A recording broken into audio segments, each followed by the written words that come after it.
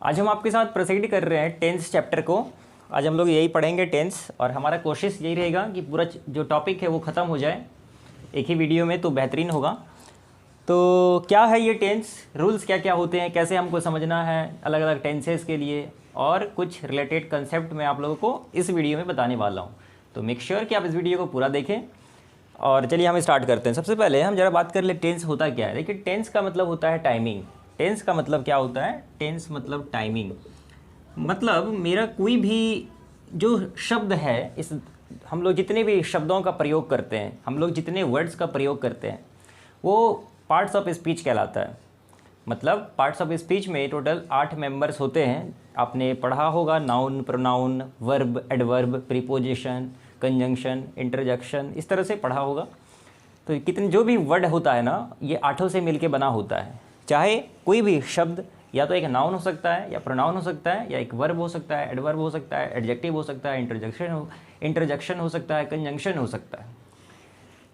अच्छा, तो उसी पार्ट्स ऑफ स्पीच में एक हमारा मेंबर है वर्ब, जिसको हम लोग क्रिया बोलते हैं, जिसको हम लोग बोलते हैं क्रिया, या इसको इंग्लिश में बोलते हैं वर्ब।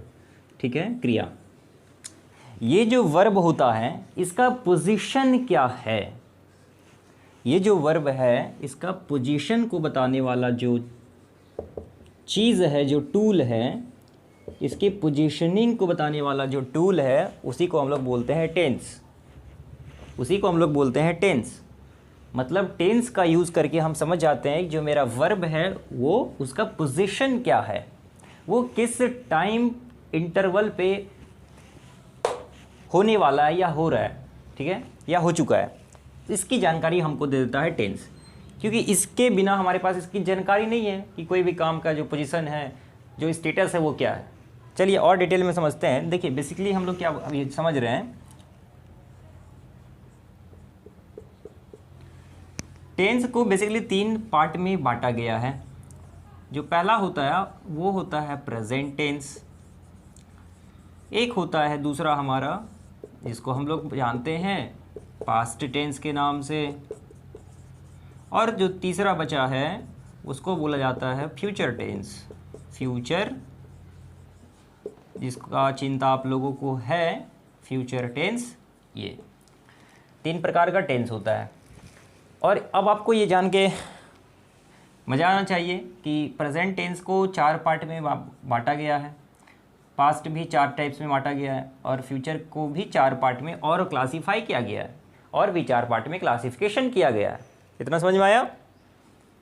अब देखो, ये जो प्रेजेंट टेंस का अगर हम बात करेंगे, तो जैसे हम यहाँ पे लिख लेते हैं, या ज़रा हम इसको अच्छा से लिख लेते हैं। चलिए, तो पहला हम लोग जब समझते हैं सिंपल प्रेजेंट टेंस को। दूसरा हम लोग समझ लेते हैं प्रेजेंट कॉन्टिन्यूअस टेंस को। उसके बाद एक आता है प्रेजेंट परफेक्ट टेंस, और इसके बाद हमारा आखिरी है present perfect continuous tense.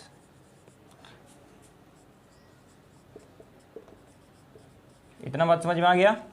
Simple present, present continuous, present perfect, present perfect continuous.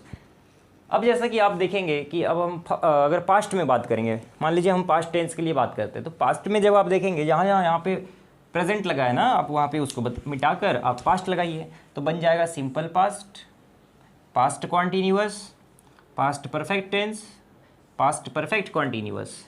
Similarly अगर आप फ्यूचर की बातें कर रहे होंगे तो हम बोलेंगे simple future, future continuous, future perfect tense, future perfect continuous tense. तो कुल मिलाकर यहाँ से हमारा जो कंक्लूजन निकलता है वो ये कि हमको जो टेंसेस पढ़ना है that is 12 in numbers. Total हम लोगों को 12 प्रकार के टेंसेस के साथ खेलना है, रूल्स को समझना है और आगे बढ़ना है। चलो समझते हैं एक एक करके। देखो, हम लोगों को जो पढ़ाया जाता है ये टेंसेस, कुछ हमारा मेथड जो है, हम लोगों को भी पढ़ाया गया बचपन में, जैसा कि अगर ता है, ती है, ते हैं, तो समझो वो है हमारा प्रेजेंट टेंस। रहा है, रही है, रहा, रहे, रहे तो समझ लो प्रेजेंट कॉन्टीन्यूअस। ये अप्रोच गलत है। क्यों? अगर मैं आपसे कह दूँ गाइज मैं खुश हूँ, तो आप क्या करेंगे? मैं खुश हूँ दीपक कलाल। तो आप बताइए ये कौन सा टेंस में है? यहाँ तो ना तो ता है, ना ती है, ना ते है, ना रहा है, रही है, रहे हैं, नथिंग। तब आप क्या बोलेंगे? तो इसीलिए आपको ये सब चीज़ों पे ध्यान देकर नहीं समझना है कि रहा है, रही है, रहे हैं, that means that is in present continuous, nothing. मैं आप लोगों को कंसेप्ट के साथ बताऊंगा अभी कि इसमें और क्या क्या समझा जा सकता है इसको अच्छे तरीके से। ओके, इसी बात को हम लोग आगे प्रोसीड करते हैं और स्टार्ट करते हैं हमारा simple present tense in very simple manner. Okay, in order to understand tenses very well you have to watch this video completely and till end. Okay, so let us discuss about our very first point, which is simple present tense. अब आप में से कुछ लोगों को ऐसा महसूस हो रहा होगा कि ये जो नाम है, क्या इसका कुछ और भी नाम होता है? जी बिल्कुल, इसका नाम होता है प्रेजेंट इंडेफिनिट टेंस, या पास्ट इंडेफिनिट टेंस, या future indefinite tense. Present indefinite, past indefinite and future indefinite. Okay, अब देखो एप्लीकेशन समझ लो जरा सा। नहीं, एप्लीकेशन साइंस का लैंग्वेज है, हम लोग यूजेस समझते हैं। यूजेस किस किस कंडीशन में हम इसका प्रयोग करेंगे? तो प्रयोग हम देखो, कोई भी एक ऐसा जब बात हो जो नेचुरल होता है, नेचुरली या नेटुरली, नेचुरली अगर कोई भी काम हो तब हम लोग सिंपल प्रेजेंट टेंस का यूज़ करेंगे।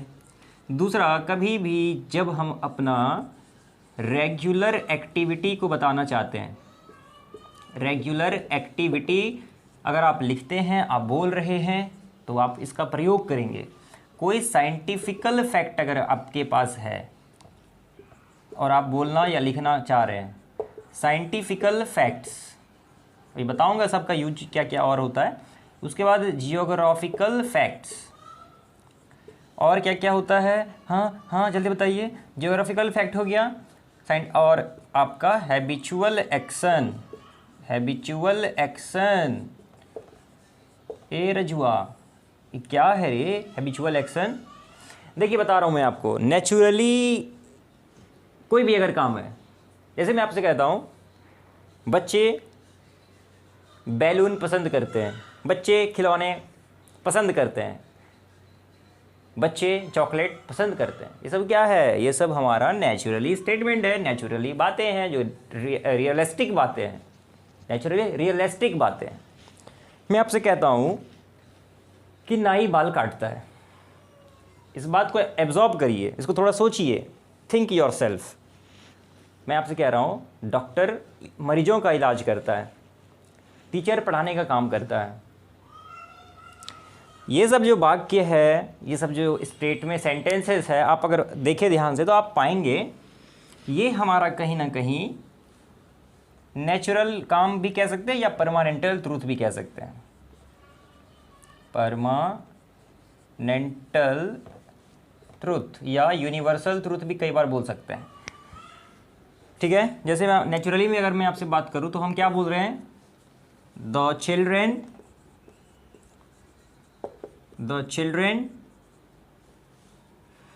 love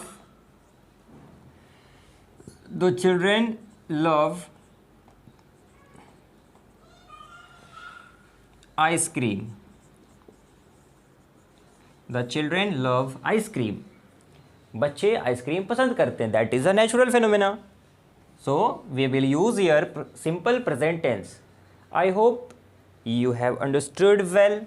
Now let us come on our second uses of simple present tense, and that is regular activity. Every day, if you want to tell, if you want to express, if you want to write to anyone, anywhere, your regular activity, then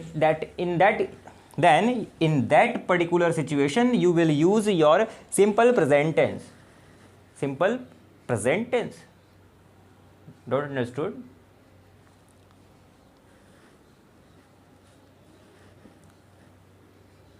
Didn't understood? Okay, let me clear. I just said, कभी भी अगर हम लोगों को अपना कोई आदत बताना हो, कोई भी आदत can be of any types. जैसे मैं आपसे कहता हूँ I do exercise in the morning, I do exercise in the morning, it is I do exercise every day in the morning, so that is my regular activity. So कोई भी आपका regular activity हो, I hope you understood this.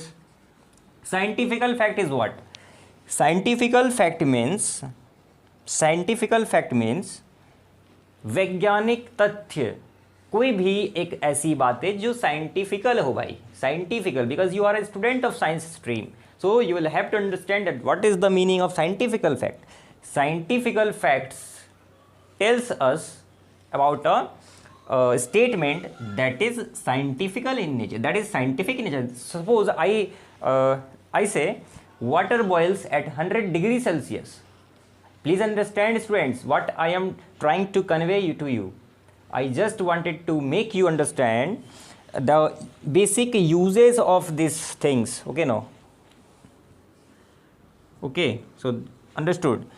Scientific, suppose I say water boils at 100 degree Celsius. It is a scientifical fact. So जैसा आप और भी समझ सकते हैं, जैसे मैं आपसे कहता हूँ sodium reacts with water, sodium reacts with water, क्या है? साइंटिफिकल फैक्ट है। Potassium reacts with water, potassium क्या करता है? रिएक्ट करता है वाटर से। चलिए, जियोग्राफिकल फैक्ट में आप समझ पा रहे होंगे, जियोग्राफिकल फैक्ट्स में geographical facts means nothing.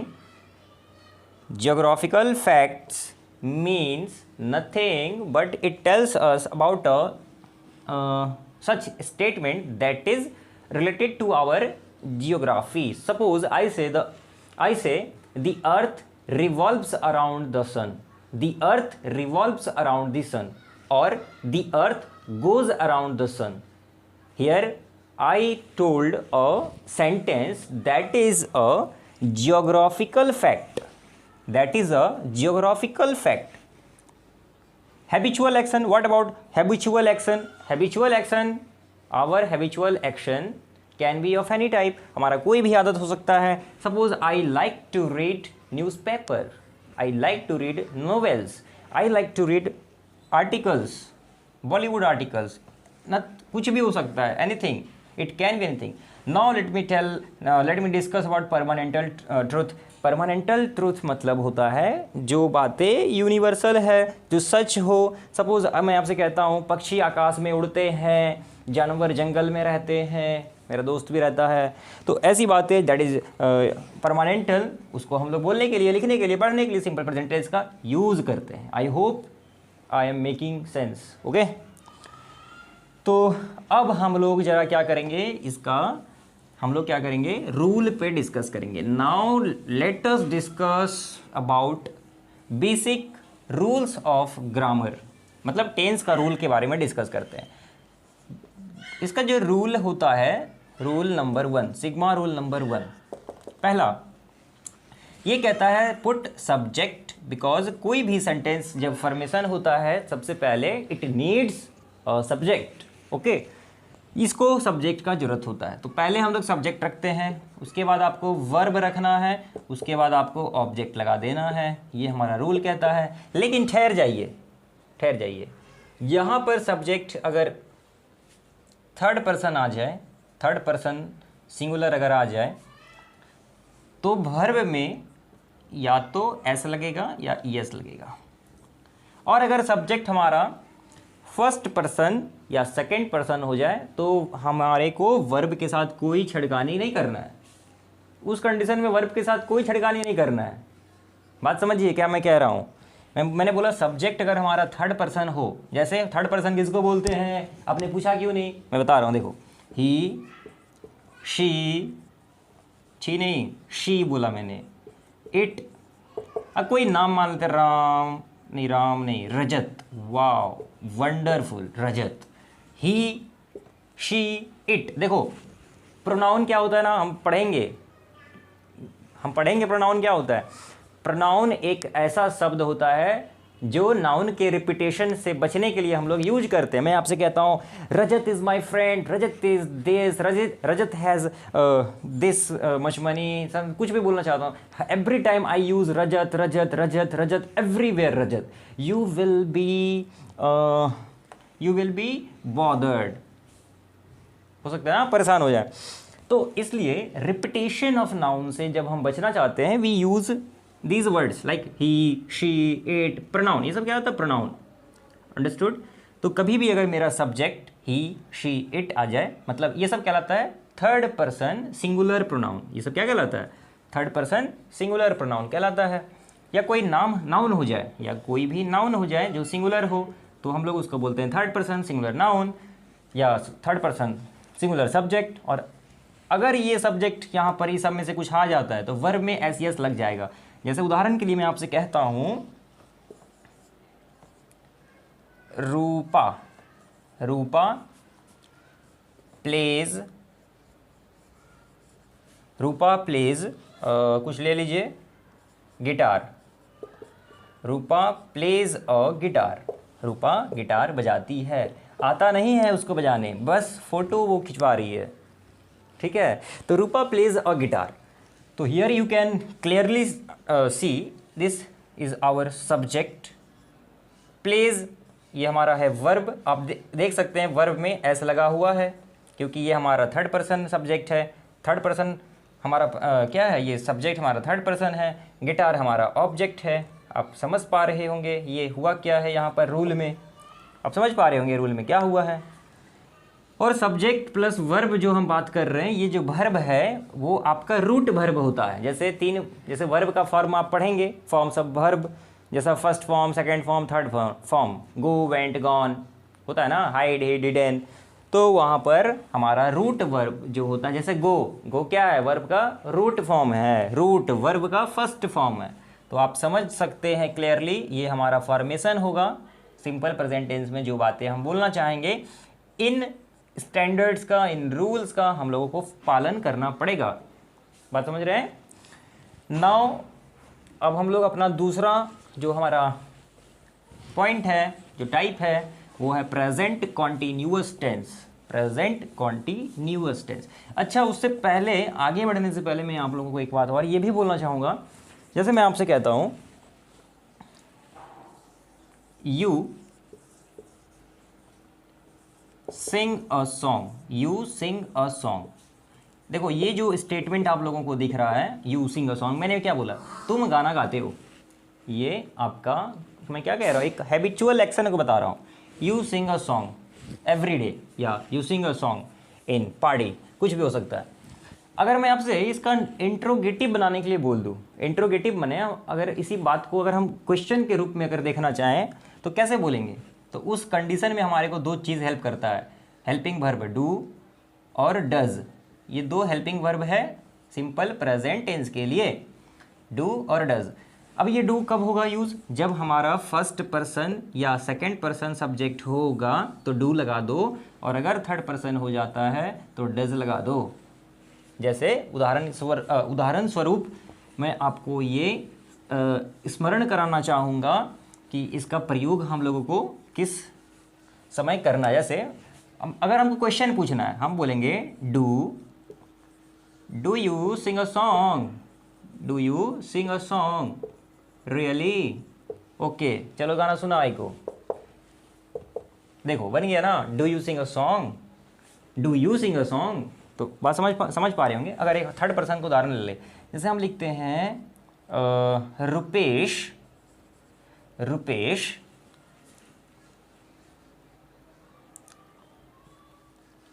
Likes Mona,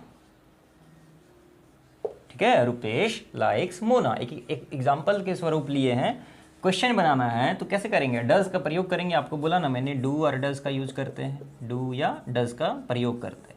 तो हम बोलेंगे डज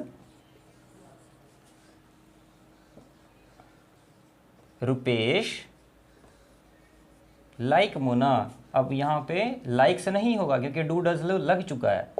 एक बार अगर डू या डज आ गया तो फिर यहाँ पे वर्ब के साथ एस यस मत लगाइएगा, उसको भूल जाइए। अब तो does Rupesh like Muna, interrogative question mark लगा दीजिए।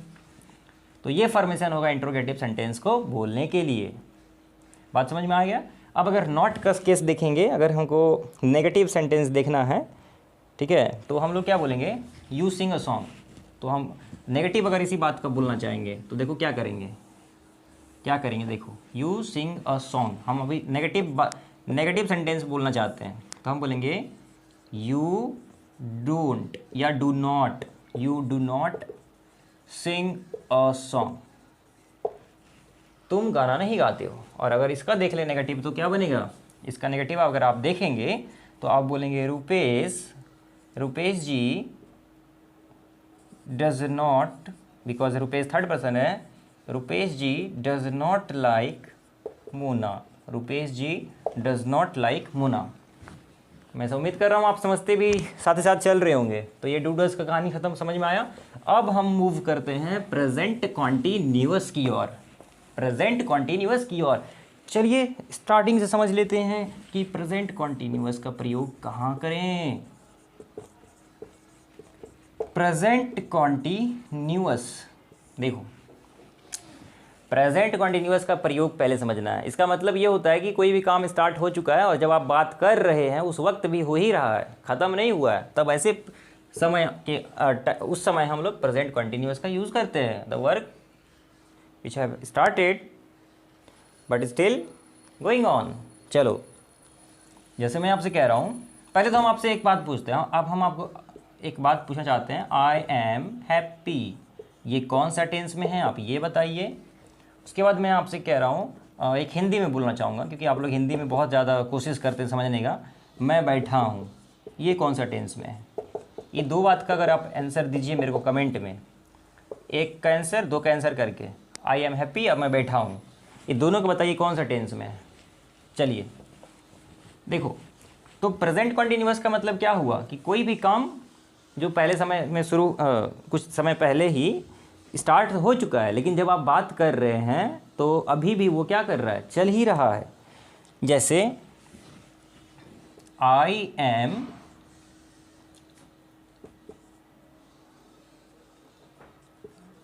Playing cricket, I am playing cricket, मैं क्रिकेट खेल रहा हूँ, आई एम प्लेइंग क्रिकेट। ठीक, काम अभी भी चल रहा है। फॉर्मेशन क्या है, अगर रूल देख लें, पहले रूल भी लगे हाथों देखते चलें। रूल कहता है कि आप सबसे पहले सब्जेक्ट लगाइए, उसके बाद इज़ एम आर जैसा हेल्पिंग वर्ब का प्रयोग करिए, इसको बोलते हैं हेल्पिंग वर्ब, ये सबको बोलते हैं हेल्पिंग वर्ब बोलते हैं सबको। Is am are do does have has have been has been, ये सब उतना हो गया। उसके बाद बोलता है हम वर्ब लगाइए, उसके साथ में आईएनजी जोड़कर ऑब्जेक्ट को रख दीजिए। इतना कर दीजिए बस, इतना एहसान मुझ पे करो कि ग्रामर का काम निकल जाए। Subject plus is am are plus verb के साथ आईएनजी प्लस ऑब्जेक्ट, ये हेल्पिंग वर्ब है। तो देखिए ये हमारा क्या है। अब इज एम आर का प्रयोग कहाँ होता है वो आप जान रहे होंगे। आई के साथ एम लगता है, यू दे के साथ वी के साथ आर लगता है, थर्ड पर्सन के साथ इज लगता है। तो सब्जेक्ट हमारा आई, हेल्पिंग वर्ब एम, वर्ब के साथ आईएनजी, ऑब्जेक्ट क्रिकेट। ऑब्जेक्ट नहीं है तो कोई दिक्कत नहीं है, लेकिन है तो बहुत अच्छी बात है। ये स्ट्रक्चर होता है बेसिकली हमारा, ये हमारा स्ट्रक्चर होता है। ठीक है, द फार्मर वॉज या the farmer is growing sugar cane. Sugar cane का मतलब होता है गन्ना। ठीक है, चलो ये समझ में आया। द फार्मर हमारा सब्जेक्ट है, हेल्पिंग वर्ब है, वर्ब के साथ आईएनजी है, और ये हमारा ऑब्जेक्ट हो गया। जिसको समझ में नहीं आया बोलिए, क्या नहीं समझ में आया? आ गया समझ में? ये हमारा रूल है, subject is am are plus verb के साथ आईएनजी प्लस ऑब्जेक्ट। ठीक है, अब अगर इसका निगेटिव देखना चाहेंगे तो वही हो जाएगा, हेल्पिंग वर्ब को पहले रखते हैं, इंट्रोगेटिव अगर बनाना है तो हेल्पिंग वर्ब आप आगे रखिए। ऐसे the farmer is growing sugar cane, हमको पूछना है क्या फार्मर शुगर केन उगा रहा है। हाँ, तो क्या करेंगे, इज को यहाँ रख देंगे, हम बोलेंगे is the farmer growing sugarcane? Tell, is the farmer growing sugarcane? तो हमारा वो इंट्रोगेटिव बन जाएगा। हम बोलेंगे the farmer is not growing sugar cane. Ma'am the farmer is not growing sugar cane. Teacher आई एक क्वेश्चन लिखा हुआ था board, the farmer is growing sugar cane. अब आपसे पूछ दी is the farmer growing sugar cane, आप कह रहे हैं ma'am the farmer is not growing sugar cane.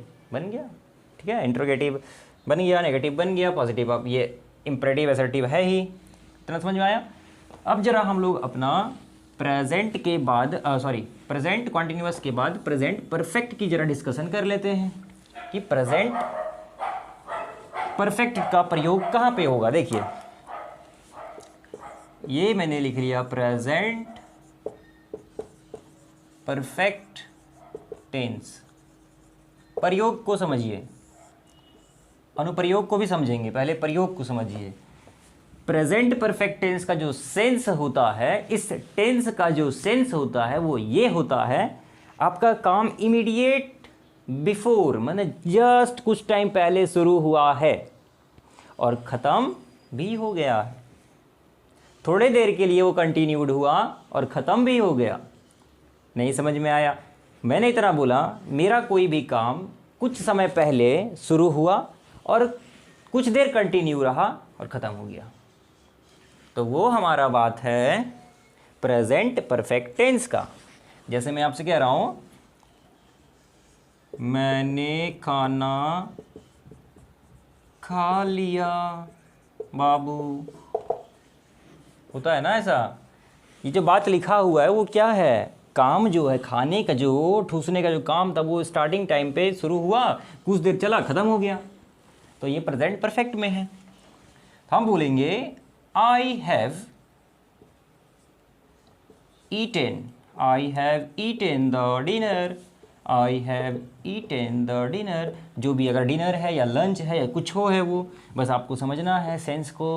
I have eaten the dinner, I have eaten the lunch, कुछ भी हो सकता है। रूल क्या होता है, rule rule rule sigma rule number 3 ये कहता है आप सबसे पहले सब्जेक्ट का प्रयोग करो, उसके बाद सब्जेक्ट को देखते हुए या हैज़ हैव का प्रयोग करो। वर्ब के साथ तीसरा रूप चलेगा जिसको पास्ट पार्टिसिपल बोलते हैं। और अगर आपके पास ऑब्जेक्ट उपलब्ध है तो don't forget to subscribe our channel. तब आप क्या करेंगे, ऑब्जेक्ट को लगाना नहीं भूलेंगे। बात समझ में आ गया होगा। तो सब्जेक्ट देखो यहाँ पर हमारे को दे रखा है आई के साथ लगता है have, I we they, I we they के साथ हैव लगता है ही शी इट सिंगुलर, जो हमारा नाम सिंगुलर सब्जेक्ट है उसके साथ हैज़ लगता है। He has 2 child, he has 2 sons, she has 20 brothers, कुछ भी हो सकता है।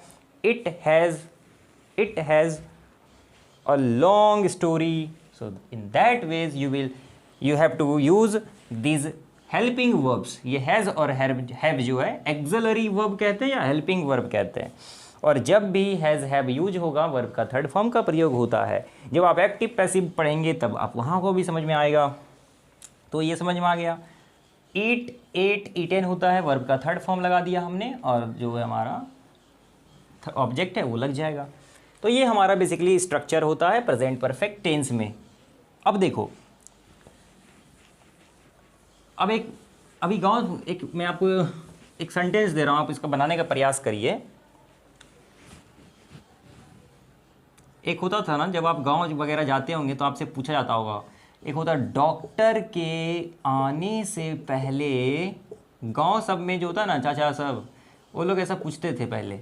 अब आप कभी अगर शहर से गांव जाइए तो ऐसा बुला के आपसे पूछा जाता था, इंटरव्यू होता था, डॉक्टर के आने से पहले बताओ रोगी मर चुका था, कैसे बोलेंगे इंग्लिश में।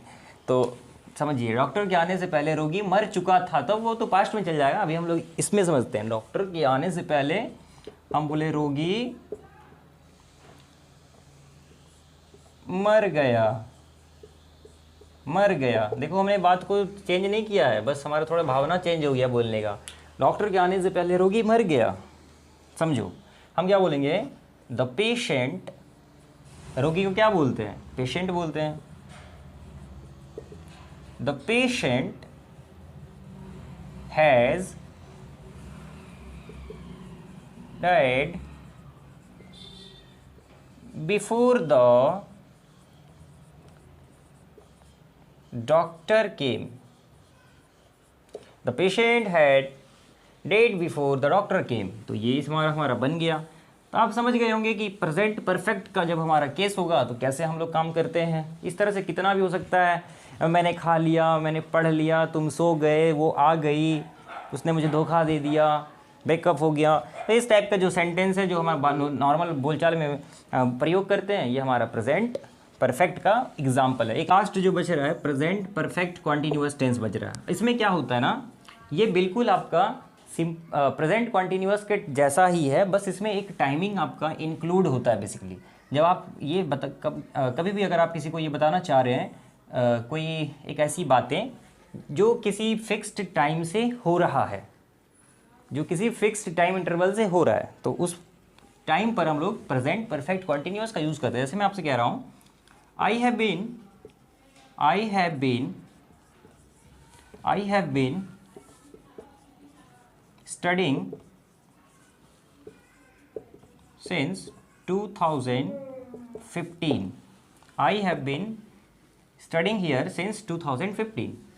तो आप देख पा रहे होंगे इसमें ये जो टाइमिंग का यूज़ हुआ है सिंस फॉर जैसे वर्ड्स का, इसी के वजह से ये थोड़ा सा हमको चेंज एक टाइप बन गया प्रेजेंट परफेक्ट कॉन्टिन्यूअस। ठीक है, और यहाँ पे आप देख रहे होंगे हेल्पिंग वर्ब में बीन भी जुट गया है। रूल क्या कहता है, ज़रा रूल पे देखिए बात। रूल में होता है सब्जेक्ट प्लस हैज़ या हैव, इसके साथ बीन लगेगा और वर्ब के साथ आप आईएनजी लगाते हैं और इसमें सिंस फॉर लग जाएगा। नहीं है सिंस फॉर तो कोई दिक्कत नहीं है, तो बस उतना सा भी काम चल जाएगा। सिंस फॉर प्लस ऑब्जेक्ट, ठीक है, subject plus have has been plus verb के साथ आईएनजी सिंस फॉर और ऑब्जेक्ट, ये चलेगा। दूसरा एग्जाम्पल ले लें, दूसरा अगर आप एग्जाम्पल ले लें, we are working since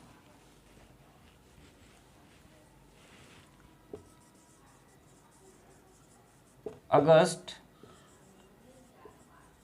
2020। We are working since August 2020।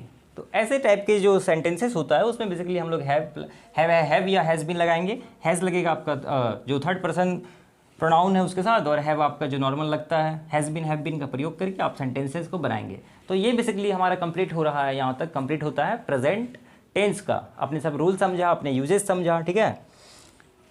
अब हम लोग इसके बाद देखेंगे पास्ट के लिए और फिर फ्यूचर के लिए देखेंगे, ठीक है। Thank you.